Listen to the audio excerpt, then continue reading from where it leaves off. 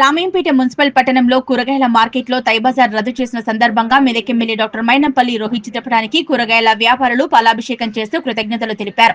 ఈ సందర్భంగా టీపీసీసీ రాష్ట్ర కార్యదర్శి చౌదరి సుప్రభాతరావు మాట్లాడుతూ పేదల పక్షపాతి, పేదల కోసం నిరంతరం కష్టపడే వ్యక్తి మెదక్ ఎమ్మెల్యే డాక్టర్ మైనంపల్లి రోహిత్ రావు అన్నారు. కూరగాయల మార్కెట్లో తైబజార్ వసూలు చేయకూడదని చిన్న వ్యాపారులు ఇబ్బందులు పడుతున్నారన్న విషయాన్ని తెలుసుకుని పేదల కోసం ఆయన తీసుకున్న నిర్ణయం హర్షించదగ్గ విషయమన్నారు.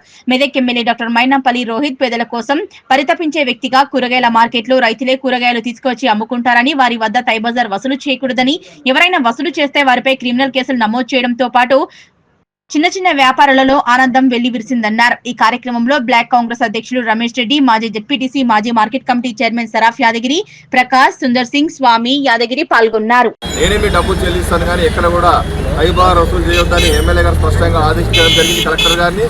అంటే అక్కడ ఉన్న కొంతమంది మున్సిపల్ అధికారులు మార్చి నుంచి అంటే కాదు రేపటి నుంచే తైబజార్ వసూలు చేస్తే కేసులు నమోదు చేయిస్తారని హెచ్చరించడం జరిగింది.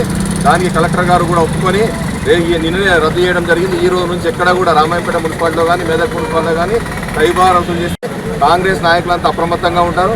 ఎక్కడ కూడా తైబజార్ పేరు దౌర్జన్యాలు జరిగినా, వసూలు చేసినా సహించే ప్రసక్తి లేదు. మున్సిపల్ అధికారులు కూడా చెప్తున్నాం, ఎక్కడ కూడా తైబజార్ వసూలు చేసేది లేదు. కాబట్టి రైతులందరూ, కూరగాయల వ్యాపారస్తులను, చిన్న వ్యాపారం ఎవరిని పీడించొద్దని మా అందరము ఎమ్మెల్యే గారి ద్వారా మరొకసారి ఎమ్మెల్యే గారికి కూడా కృతజ్ఞత తెలుపుతున్నాం.